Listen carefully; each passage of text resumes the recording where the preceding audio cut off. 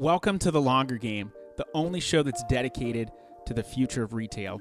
We bring on real-life people in the retail industry. We talk about their experiences, we share their stories, we apply it to what's currently going on in the market, and we look towards the future of retail. You could say it's Retail Reimagined. My name is Michael Marr. I run a customized, done-for-you service agency called Cartology that helps brands win on Amazon. Now, while my expertise stems in the Amazon field, we bring on a wide array of guests because retail is expansive. You've got e-commerce. Yes, you've got marketplaces like Amazon. You've also got brick and mortar that is evolving. You've got logistics. You've got technology, finance. There are so many aspects to retail, and it's complicated. So we're here to bring you the entire story. Do you think that you have an interesting story and you'd like to tell it on the podcast? Then go to thelongergame.com and fill out a form to be a guest on the show today. You can catch The Longer Game on any social channels: LinkedIn, Facebook, Instagram, Twitter, YouTube, and our website, thelongergame.com. We've got all awesome guests on this show, so that I will promise. Are you ready to hear more about the future of retail? Let's get down to business. Welcome, everybody, to The Longer Game. We are in season 2, and we are going even deeper into the future of retail. And the future of retail is complicated, like many things in life, but it's getting even more and more interesting as time goes on. Today on the show, I have Ali Babul. He is the Chief Revenue Officer of Trellis, and Trellis provides smarter e-commerce solutions for brands, or smarter solutions for e-commerce. Either way, Something is smarter. Ali, welcome to the show. Why don't you tell us a little bit about yourself? Hey, Michael. Really excited to be here. Excited for the conversation. I like the way you phrase it there, the even deeper into the future and what that means. But a bit about myself, Chief Revenue Officer at Trellis. We help brands grow in various different ways across various different marketplaces as well. Bit about me, I kind of came a bit from the agency background and kind of seeing a bit of the pain points and problems that brands have in retail and how technology can solve them into the future, and jumping in here to help drive the conversation around that problem that brands are facing more so than not. So I think the agency space is really interesting. I own an agency, so I'm in that space, but I'm very intentional about trying to make sure that we're making the right decisions and that we're actually having the right impact on the brand. And one of the things I see agencies get wrong is they're focused on growing revenue, or maybe even specifically getting profitable. And getting profitable as an agency is important. And you have to know what's the actual value that you bring, who is your ideal client profile, your ideal customer profile, and are you charging enough for your services? And I've seen multiple agencies that don't get that right, and they end up going out of business. And it doesn't matter how much venture capital you have. It doesn't matter how many smart people on your team you have. If you can't figure out those things and nail them, then you can't last. So that, I think, is interesting on the agency side. But I think having agency experience is very, very key to any either agency or brand side experience for anyone that's in e-commerce, or even like a specific platform like Amazon. There are so many eccentricities and specificities to that marketplace or that arena. And so if you don't have hands-on experience of managing a brand, it can make you kind of disconnected. And so being able to see a pain point of a brand firsthand, I think is huge. And so I say all that to frame my question, which is, what do you think, in your experience, coming from agency life, what is the biggest pain point for brands? That's a very loaded question. Yeah, I was going to say, I think that let's just say this. What's a big pain point for brands that doesn't always get solved? I think it's a lot of brands and I think various brands at various stages of their organizational timeline, let's go with, don't necessarily have like the immense amount of knowledge as well, right? I think that there's an inherent problem there, and they often turn to agencies to help solve for that, but tying that towards an objective. But at the same time, like going into that and looking at the KPIs only as a way to evaluate the success versus the learnings that they have along the way. I think that's a big one, and I think brands are especially focused on their own brand and what that means to the marketplace, and often getting lost in some of their own value props versus what the consumers see their value props as, and shifting in that direction. I think that education and knowledge towards various spaces and launching on different channels, for example, is often a big gap that it's very difficult to solve from the agency side as well, as much as you want to, right? And help them and educate them and provide them various different tools and opportunities to understand the marketplaces better as well. So if I can distill that down a little bit, brands, excuse me, I'm getting choked up here. Brands have, and they know what they want to be their value propositions, or whatever makes them unique, whatever you want to call that. They're very clear on that, but there can be a separation from what is actually why the customer might actually be purchasing. Is that what you're getting at? That's exactly it. And like the customer on various channels as well, right? And what their expectations are on various channels. And so that dissonance is often something that I think that coming to an agency is to help solve and say, hey, these are our market value propositions and what we believe to be true, and now go and sell it, right? Or market it, or that could be inherently flawed, because maybe what you're asking someone to sell is not working, or it will not work. And that's exactly it. So how do you learn from the market, right? That's the biggest part, is going into any channel, whether it be Amazon or your D2C store or anything like that. You have to actually learn from your customers in that way, and understand what they determine their value props to be of your product, and shift in that direction then as well, right? So a consistent learning about what your brand stands for is not, and really what your brand stands for is not what you believe it to be true. It's what your customers believe to be true. Yeah. And so that's that, but there's a inherent dissonance sometimes between those two worlds. And so educating that gap is often where is one of the problems, I'd say, that was always a bit of a challenge as well.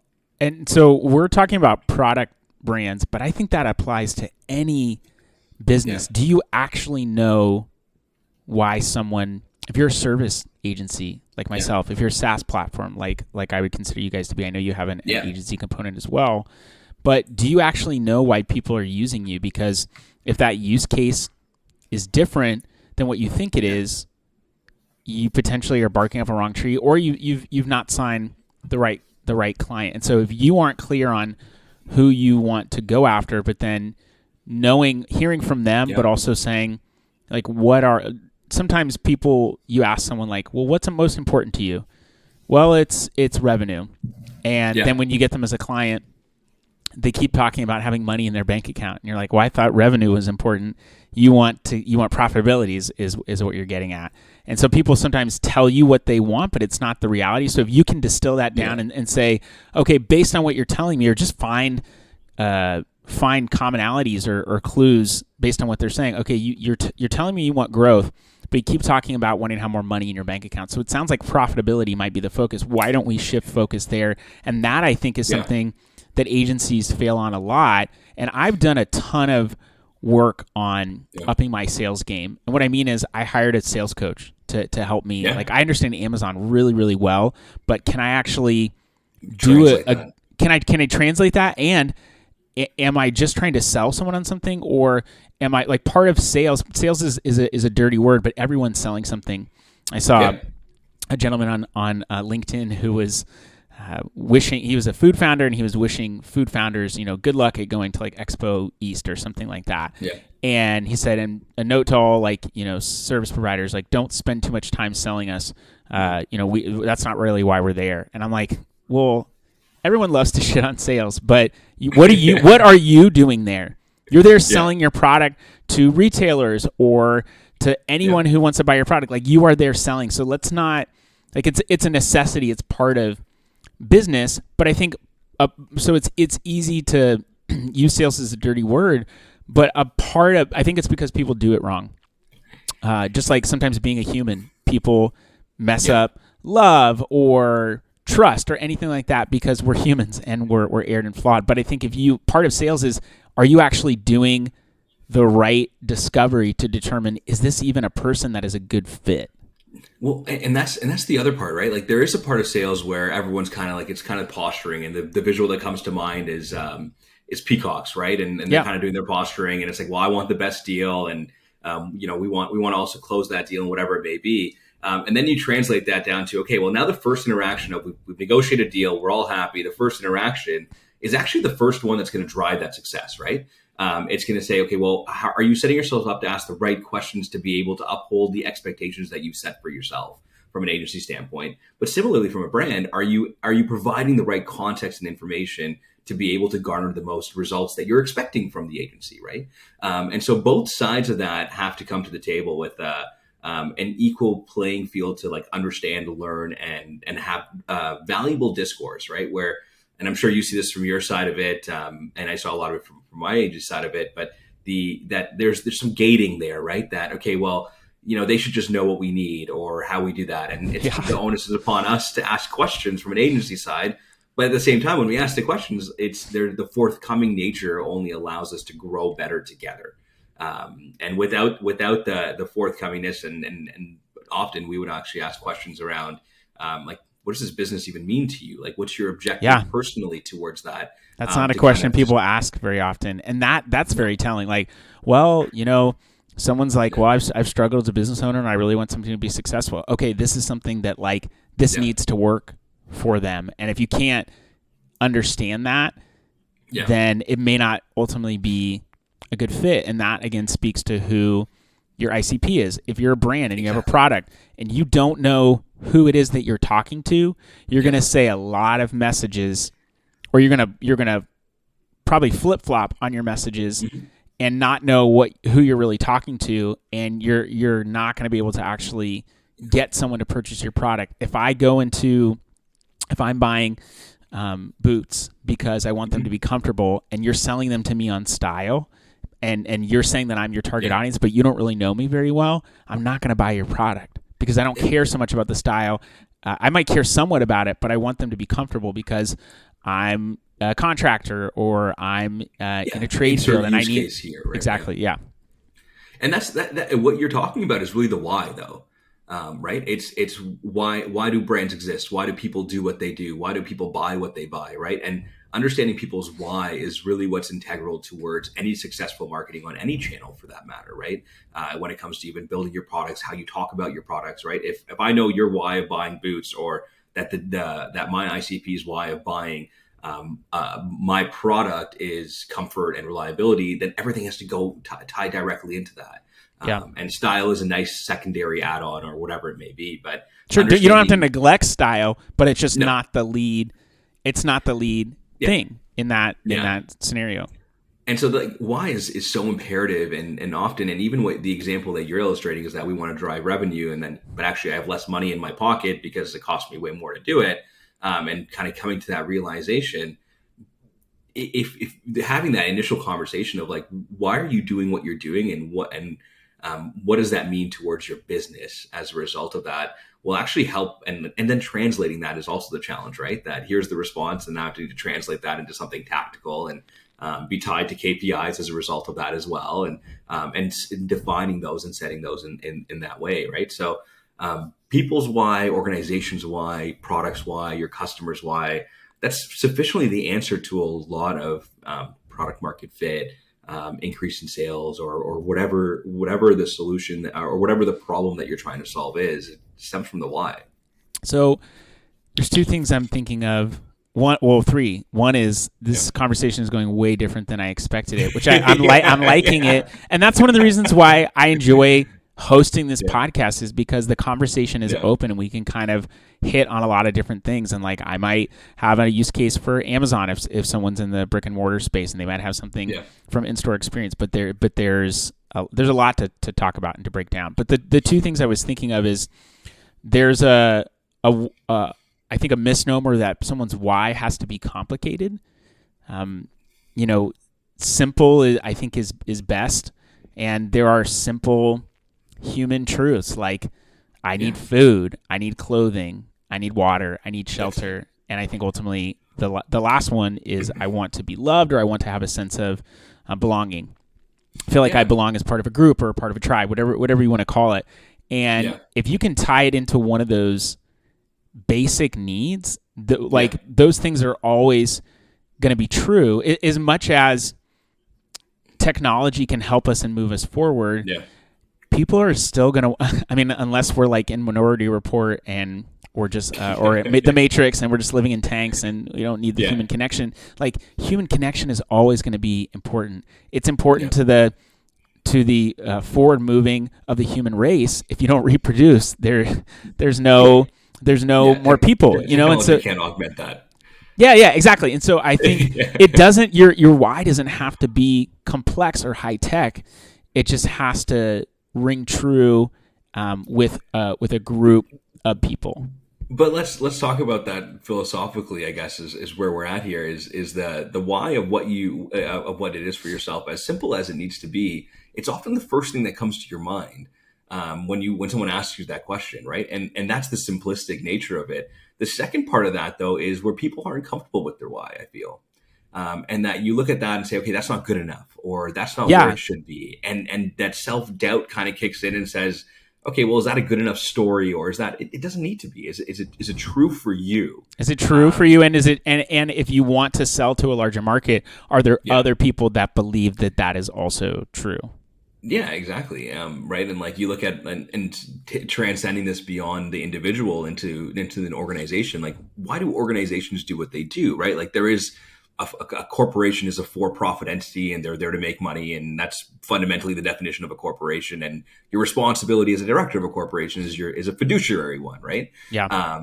And so but at the same time, the money is actually a byproduct of successfully attaining your why, and communicating your why in a very concise way that also is correlated to what people are looking for. So that was my second why, or that was my second question around why, is that I don't think people always know why they're doing something. Like a very concrete example of that would be in advertising on Amazon. People will say, I want a metric to be this way. So like ACOS is a metric I'm not the biggest fan of. I think it is a metric that you can use to measure stuff, but just like feelings are important because they tell us more about ourselves. I don't think all the feelings we have should be expressed. Sometimes like I'm feeling very impatient, and that doesn't mean I should be impatient with someone, but it tells me, okay, maybe I have more work to do in that area. Anyway, I won't bring you down that rabbit hole of what I talk about with my therapist, but when it comes to people's why, when someone's talking about the ACOS or advertising cost of sale, if someone says, I want a 20% ACOS, and my question is always, why? And maybe I'm just that annoying kid in school. The teacher's like, let's do this. And I'm like, wait, why are we doing this? And they're like, because I said so. I'm like, that's not a good reason. And it might be an okay reason, but why do you want it to be 20%? And those are the questions I think people aren't always willing to ask, because it might lead to this person doesn't really know why they want that. Well, that's because I've heard that's a good number to be at. But why is it a good number to be at? Well, like, what is your goal? Well, it's because I want to be profitable. Okay, well, do you actually know what your costs are? And do you know that you can get profitability, but at a certain point, if the market's competitive and you're solely focused on profitability, you could lose market share. Like, there's all these other questions that come into play. And so people don't know they don't know their why, or they're not 100% sure on why they're doing something. And like, I was just thinking about this. I was sending a voice note to a friend of mine. He and I have an ongoing like phone conversation that happens through voice notes. And I was thinking about a company, like, what is a company, like, why does a company do what they do? They have to generate revenue. Yeah. But one of the things that I've encountered in some recent events that I've been to, and it's something that's like a definitely more life focused, is like the money will come and the money will go. Sometimes the money is tells you, the lack of money might tell you, hey, what you're doing is not working. Or the amount of money that you have could say, hey, what we're doing is working. But like you said, it's a byproduct. And I think the mission with a product-based company, with a service-based company, with any business, this is much larger than retail, but I think it should be about the people. And That's it. like when I think about a big company like Macy's, Yeah. and the fact that and by people it's not just the customer but also your team. And I think about and the pandemic fortunately shut some of this down, which I'm actually thankful for. But I worked in retail before, and it seemed like the more that time went on, the more that stores would open earlier for Black Friday, and then it was like Yeah. all day Thanksgiving, and I was like, why are we doing this? Why are we open all day for Thanksgiving? And I would see the head of Macy's start off the Macy's Day Parade. My wife loves Thanksgiving, and so we will always watch that parade. And when I would, I was managing a Starbucks for a while, and I would have to work Thanksgiving morning. When I would miss the parade, you know, it would suck for like my family, but it was part of what, you know, I had to do in that role. But I'd see the head of the Macy's organization be like, oh, Thanksgiving and blah, blah, blah. And I was like, yeah, but you're making all your people work right now. They can't even watch the parade. Like, is it really worth it? And so that to me was like, if you're not positively impacting people or helping them to last and further on other generations of people, you know, money's not like it's an age old thing. People get to the end of their lives and they're like, no one's ever like, I wish I would have made more money. No one says that on their deathbed. Not that I know of. I haven't been to a lot of deathbeds, so. Yeah, fair enough. Thankfully. Fair enough. And I think that's I think money driving something. Money is there's necessity behind money, and there's a certain component of that as well. And it's not bad. I don't think it's bad. No, but there is a component of where, and I think the word you used was mission, where mission allows you to attain all those things. And if you look at going after getting money, you'll often go down different paths and success and not success or whatever it may be. But shifting your life towards this is what I believe to be true, and looking at money as a byproduct of doing something good that you feel is good. It entices passion, drive, motivation. And you look at the goal just needs to shift, right? And that mission. I think you look at KPIs differently too. If the money's not there, you don't have to say, "Oh, we're failing." It's just, hey, maybe we're not reaching enough people, or maybe we need to shift some of our impact. But it doesn't become the only dominating thing, because just like I think you had mentioned something earlier about, you know, people measuring numbers, and if you're only focused on revenue, like when the revenue goes, do you really know why the revenue is there in the first place? Because it's not just people saying, I want to give you money. Like there's an exchange of something there. If you don't quite understand that, by the time the money's gone, right? You may have lost it. Yeah, and it has its own value towards it. It has its own value, and sometimes people place more value on it than they need to. Yeah, and that's like, you know, we can definitely get down the path of whether this is a secondary conversation or not, but down the path of, well, does money drive happiness? And that's an interesting one there as well. But looking at the mission of organizations as a result of that too, like I think that's the interesting part, is that as an organization, you are employing people, you are providing services, and I think both of us are in the services space from that matter as well, right. That help other brands succeed, which then allows them to employ more people, to impact other people's lives, not just customers, right? Impact other people's lives that are employed within that organization, and then a byproduct of that is the success of their own personal career goals too, right? That it's such a trickle effect that an organization needs to always be cognizant of, and looking at and evaluating and determining what their mission is. And even from a brand standpoint, that who are the people that I'm impacting as a result of that? And looking at Trellis for that matter, it's, well, we want to help brands grow when it's even harder to grow now, right? Yeah. It's harder. Like margins are only going down. Like we see that time and time and again. Gone are the days of selling of like, let's go on Amazon. I'm going to find a product and source it on Alibaba. They're not paying me at all, by the way, to say that. And then I'm just going to put it on Amazon, and I'm just going to brute force my way to success here. I was just talking about that with someone, a friend of mine, who he's like, I, launched a product, spent a couple $100, tripled it, and was like, wow, that was crazy. And that you can't do that anymore. You just can't. And it's more competitive.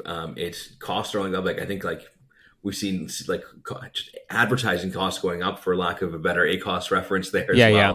well. Supplier costs going up. Like all these things are just eating into margins. And so if your mission is correlated towards, hey, let's help, and in our scenarios, let's help brands grow better and smarter solutions for e-commerce, or how do you actually enable that in the work that you do, down to the product that you build or the interactions that you have with individuals as well, to have meaningful conversations and meaningful discourse and engage them in that way as well, right? Like if it's like, okay, here, use it, see you later, or is it the conversation, what's driving your margin right now, or what's the biggest risk that you have towards your business in that way, and how can we translate that into what we're doing from a product standpoint, or from an agency standpoint, or a service offering as well, to help you solve that, right? Like coming back to that why. Yeah. But the mission's imperative.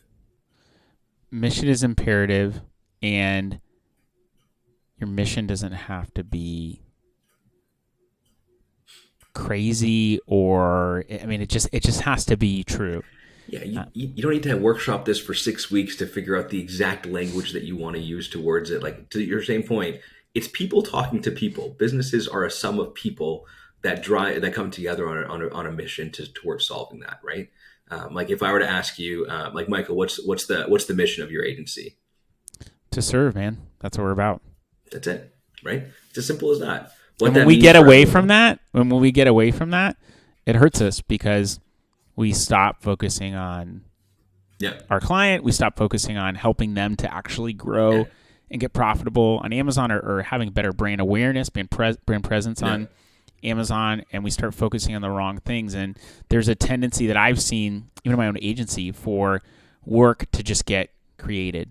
And it's like there's this idea, I sense it myself, but there's this idea that being busy means I'm so busy. It's like, but are you really getting the stuff done that you need to? Could you do half the work that you're doing right now and actually be impactful? And as much as I believe that sometimes you have to have a little bit of hustle to what you're doing, you have to be willing to put in the time.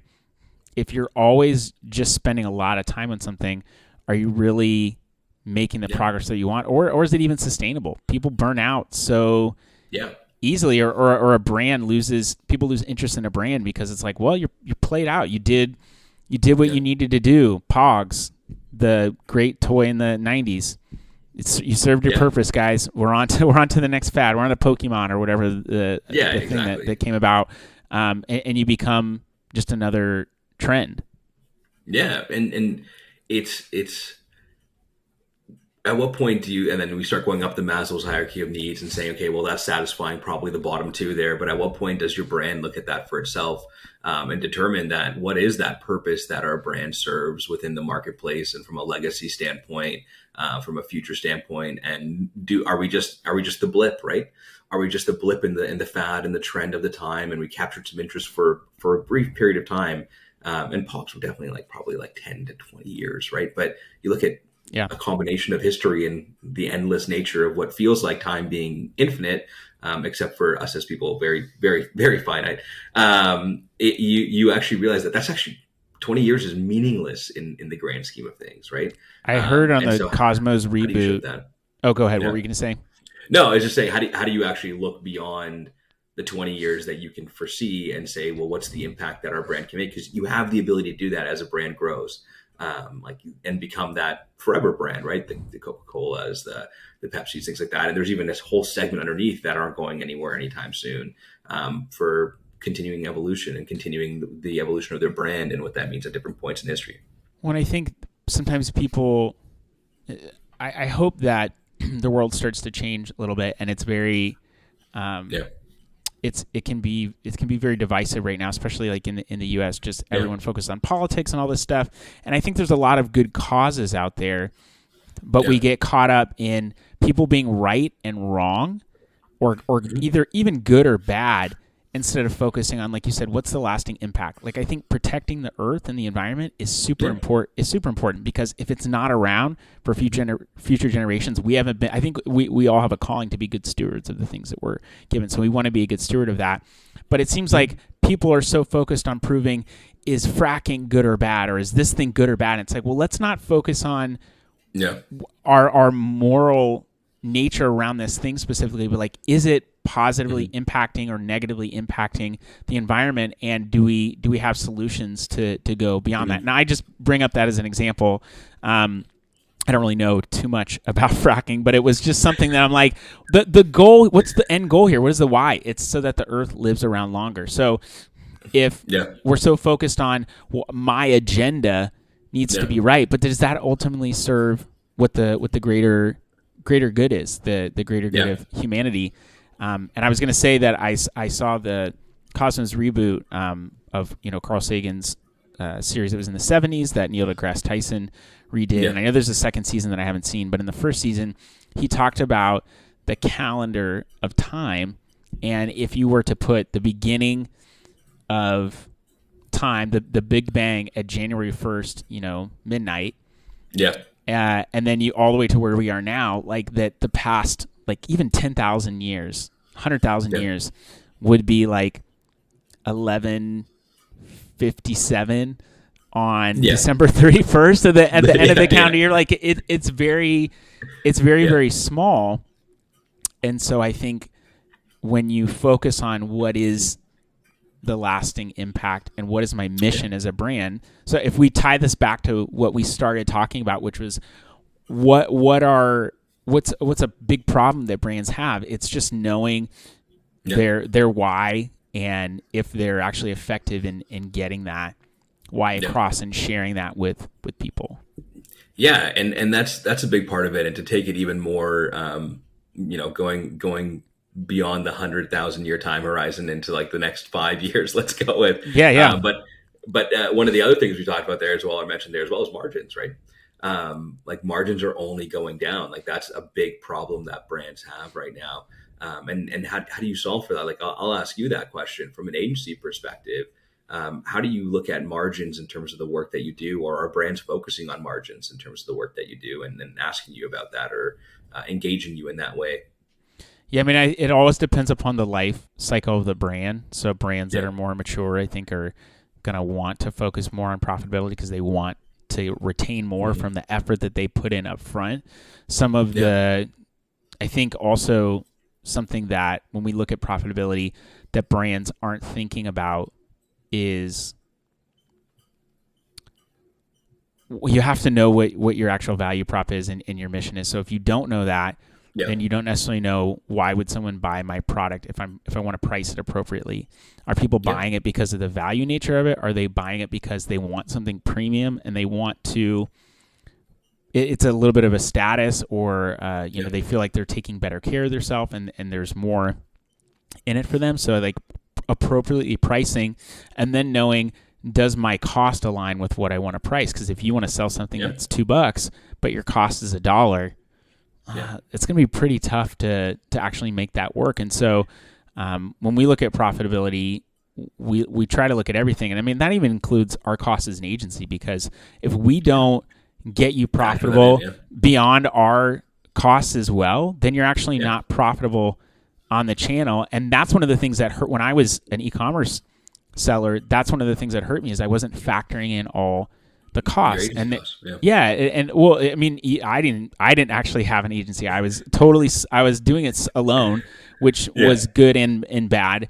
But I mean, just even like costs, when I didn't know what I was doing when I first got started, but like factoring in shipping costs, that's something that people know now. But are you also factoring in, Amazon? Like if you're fulfilling into Amazon, are you FBA the fees, cost? right? FBA fees, but also to send into a fulfillment center and other handling fees. Like there's all these fees, and it's really easy to neglect that stuff. So it's like it's looking at what are actually all your costs, and do these costs make sense? Because if you're wanting to, so it really comes back to like why are you in business? Because with people want to, and that's people want to sell a product, and it's just about selling a product.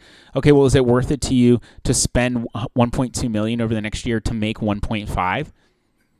If it's just about selling product, it may not be worth it. But if there's a greater impact, and you're not just looking at the next year and making a quick buck, you're looking at building something long term, then it might actually be worth it. So it's like time frame of the business, like how new are they to the market, and then where do they want to go? Because if people don't know, and that's a big part of my job as the sales team at my agency, is to do good discovery and say, like, where are you hoping to go? What does success look like on Amazon? Someone says, hey, my expectation is to do $1 million or $2 million in sales over the next year or two.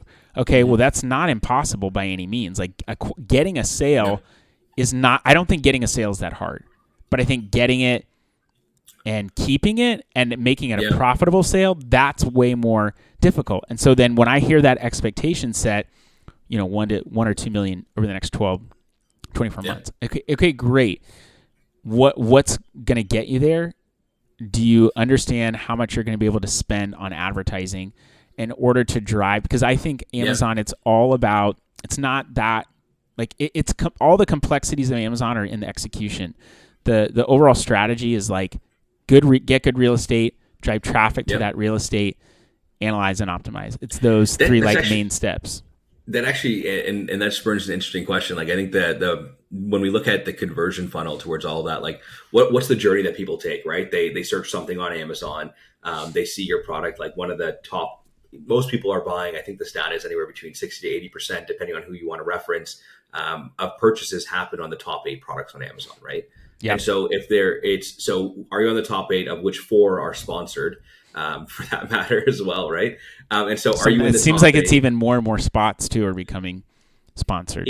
Exactly, right? And so now are you within the top 8? And then from there, what's the next step is, okay, well, I like this image, or I like this price, or I read this title, and that's what's driving me to the next page. And then I see the attributes, the reviews, whatever it may be, scroll down, okay, add to cart. Maybe I look at Prime or not, shipping wise or not, whatnot. Okay, great, purchase, right? But that's sufficient. That entire journey really hits the new 4 Ps of marketplaces is kind of the philosophy that I have towards this, where you look at your product is actually less about, it's more about the images on your listing now. It's a picture of the box. I don't actually see the box. I don't hold the box. I don't feel the box, right? It's your SEO. It's your images. It's the order of the images that you put them in as well. Because people sometimes aren't even getting to the 6th and image. Right? They're not getting past it, because I think the nature of Amazon is driving quicker and quicker decisions. And in their letter to shareholders for 2021 that they released at the beginning of the year, they talked about how 28% of people are purchasing in 3 minutes or less. And 50% are purchasing in 15 minutes or less. When you hear 3, that makes 15 seem like an eternity, but 15 minutes is not that long from the time you get on the site to purchasing. And so if you can, I think if you can know and understand how people are interacting with Amazon, because you could have a great brand, you've got a great story, but if people aren't sticking around to hear that story, then you are falling on deaf ears, and you're not speaking sign language. You're not speaking the language that you need to speak. So if you're not capturing people, I think there are 4 things that people are paying attention to.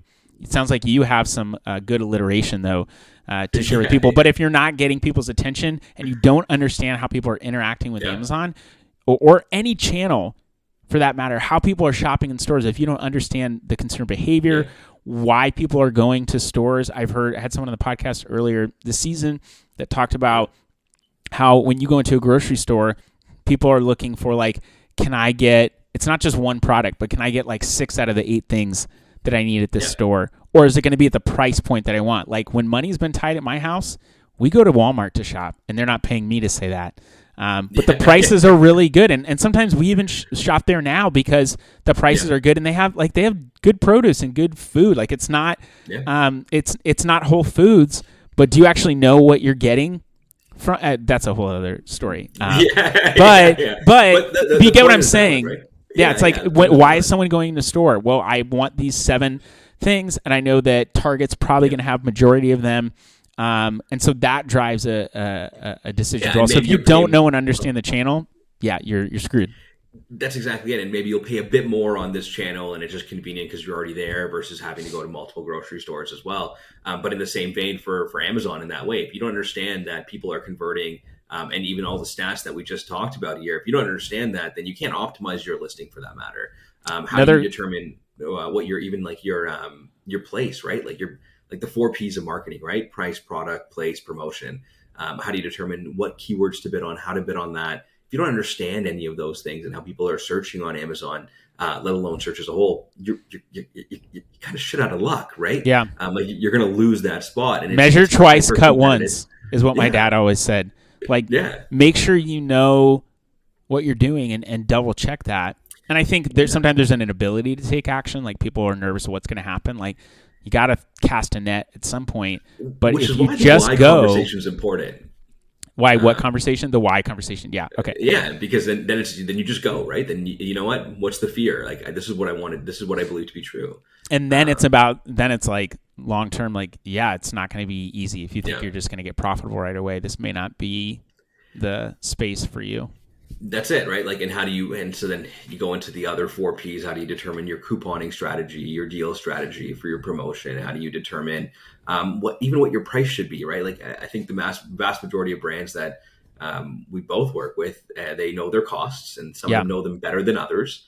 And then they say that, we should mark up our price by this much, and this is how much profit margin we want. But why that price? It's because I want to make a certain amount of margin, and that's going to help me to drive. Okay, cool. At least you're clear on that. But if you don't, no, it's just, I think this is a good price point. Like, imagine if you discounted your price by $3 and maybe you didn't see them as quote unquote premium, but you drove a lot more sales because the other people that are in the market are like $5 higher than you, and you're a better price point. So you're like solidifying the fact that you are great value, but even though you're more expensive, that could be what actually helped your business to succeed. And how do you know what price is the right price though, right? Like, it's the customer is the one that tells you that this is the price I'm willing to pay for your product. And so testing that and changing the game of where exactly what we were talking about before, where you could, buy something, add your cost to it, cost plus, throw it on Amazon, and you'll do a bunch. It's like, you actually changing your price is more effective than not, right? Your competitor goes out of stock, raise your price. If people really want the product, they're going to be able to buy it that way. Yep. Right. You need to clear out inventory. Okay, great. Let's lower the price. But how do you I knew that around the holidays, there was like stuff that I would test because I'm more I always mess this up. I'm the opposite of I'm more risk tolerant. There we go. I was going to say not risk averse, but I'm more risk tolerant, and I would raise my price on products around the holiday times, and they would continue to sell really strong because there was higher demand. And so, I mean, there's a certain limit that I think you get to, but if you don't know what that is, are you really maximizing what you're doing? If someone's buying your product because they at $25, but really you might actually sell better at 40. Great. Again, if you think if you're selling great at 40, but really you should be selling at 30. And there's a lot. How do you even know what that price is, right? Like, what price your customer's willing to pay? How do you know that? How do you understand the change in demand? And so the static nature of pricing is inherently flawed. Like, that is a sufficient problem that brands have, especially when they're like, you have high sales velocity, whatever it may be. You can test various different price points. You can test should I do a $3 promo or a $2 promo, and that's what's going to actually still maintain my margin and still do the same number of sales along the way, right? And like, dynamic pricing is such an interesting shift that I think the industry is going with and going into, or should be going to as an overall, because the demand for your product changes so fast in online marketplaces, in an online channel, and there's seasonality in the holiday buying season and BFCM, or as Amazon really wants to start calling it, Turkey 5. Is that what they want to call it? Yeah. That's the jargon going around right now. Okay. I've heard people say it either way. I created a cocktail for my Thanksgiving dinner called BFCM. I don't think anyone got it though. I'd explain. I just love making cocktails, and I created one that was like, it had coffee. It had coffee in it. It was like, you drink it after the meal if you're getting ready to go into Black Friday, Cyber Monday. But I'm the only one in e-commerce in my family, so. Does that feel a little lonely there? But I have people like you. I have tons of people that I get to talk to that know and understand it. And I will say that having more community like that is super, super helpful. It's been clutch as an entrepreneur to have that community. And so how do and this is one of the problems that I'm facing, where or I think you and I, through these discourses and through your podcast, you often come across a lot of those problems that brands need to be looking into or understanding, and then evaluating that for their business. And so being in these conversations, and we're having them, and people are listening, and what they do with that is theirs and whatnot as well. But if we know where the industry is going and we have enough discourse, we have some understanding towards the future of that. How do we actually build a community in that same way around these problems? Like that's a question that I have for myself, that if I care as much as I do about this problem that brands are facing, that margins are going down, and we know that our collective mission is to serve and to help those brands, that in turn helps all those people underneath as well. How do we actually create a community of these brands to at least have more discussion around solving these problems in the uniqueness of their own product or in the uniqueness of their own brand? And that's a question that I fundamentally have right now, because there's no other way if we don't build that community, don't build that voice for that problem, then everyone's going to be doing the same thing. Yeah, and I think that's a whole other conversation. So this is a great place to tie this up. But I will say that that seems to be the future of what brands are doing, is creating community around maybe commonalities or certain things. And I think at a time when information is at an all-time high in terms of overload, and connectivity digitally is at an all-time high, people are craving community. And I think I think part of it is coming off the pandemic. But just in general, I think people are craving that community. So I'll pitch this to everyone, how do you create a community around whatever your mission is? Ali, if people want to find you, want to know more about what you're doing, where would they look? Are they looking like 1158 December 31st, 1159? Where can they go to find out more about what you and Trellis are doing? Yeah, feel free to follow me on LinkedIn, Ali Babul. I think, Mike, you'll probably put that in there. Yep, as we'll have that below. And of course, take a look at the website there as well, and my contact information is available as well. But happy to talk about all this. I think that's sufficiently the way that we help these brands and serve these brands, and the mission that we go after is solving for the evolution that marketplaces are going, the changing in consumer behaviors, and actually providing a path or an opportunity to continue to grow your brand in a profitable manner in that way. So it's a lot of fun, but hit me up. Always happy to chat. Cool. And I will say to everyone, thank you for listening. And being a part of community is just better. If you're having to do things solo, or you're trying to do things solo, like you don't have all the answers.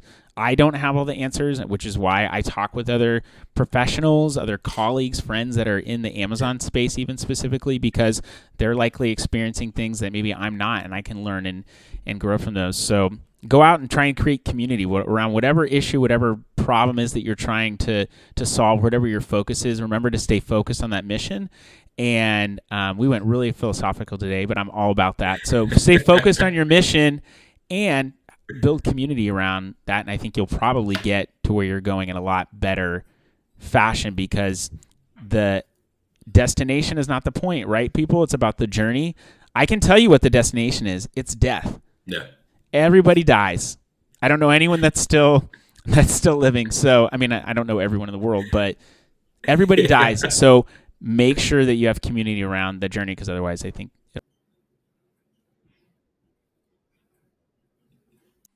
All right, that was the show. What did you think? That was the longer game.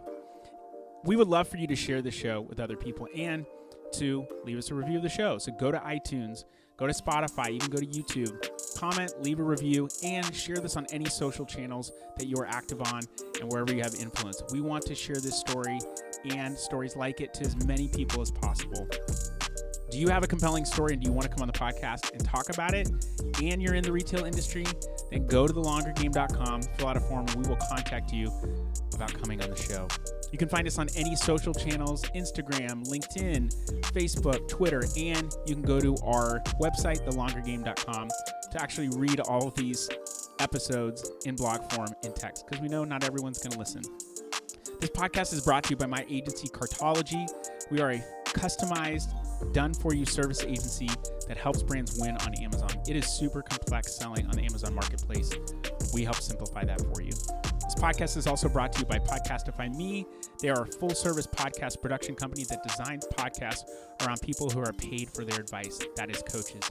If you want someone to help create, strategize, and distribute your podcast to the masses, go to podcastify.me to find out more.